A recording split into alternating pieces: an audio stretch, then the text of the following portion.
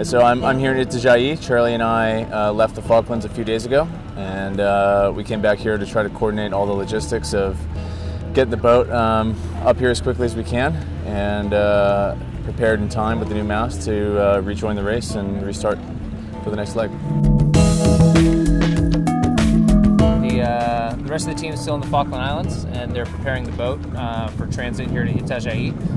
They've had to convert the ballast tanks to diesel tanks. They've had to re-provision the boat for a different type of passage, which we hope, best case scenario, to be about 10 to 12 days. They've also been able to secure a jury rig on the island, which will aid in the journey up here, and are getting prepared for the delivery crew to arrive hopefully later today to do the handover and start making their way north. Yeah, so the guys actually tried to leave the Falkland Islands a few days ago and motor toward mainland South America.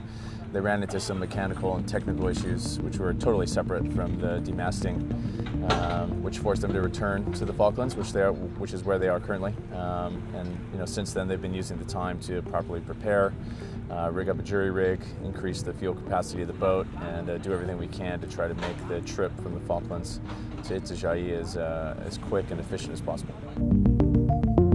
It's really been a collective team effort to try to get the boat back here, and every little win feels like a small win, and there's still a lot of things that need to go our way in order for it all to happen, but we're going to keep pushing and keep fighting. It's all we can do.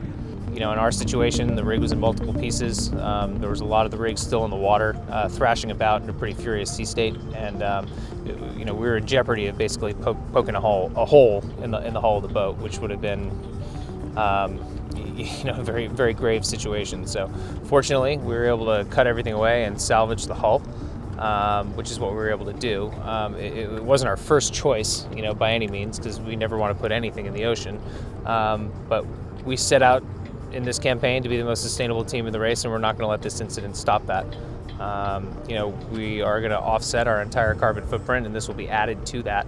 So we're going to work with 11th Hour specifically to make sure that's the case. So we know what it is, and watch this space for how we're going to take care of that. I mean, this has been a really trying time for our team, and it kind of has been for a while now. We on behalf of Charlie and I and the whole team, we really appreciate all the support that we've received from our sponsors, from the Gulf Ocean Race, friends and family, and really all of our fans and supporters around the world. This team is an incredible group of people, and I think you only really see that when you face adversity, and we've certainly had a lot of adversity in the last couple of months, and the team spirit continues to remain strong. Everybody's still really motivated to get back in the water and try to win this next leg into Newport, and put our best foot forward for the rest of the race.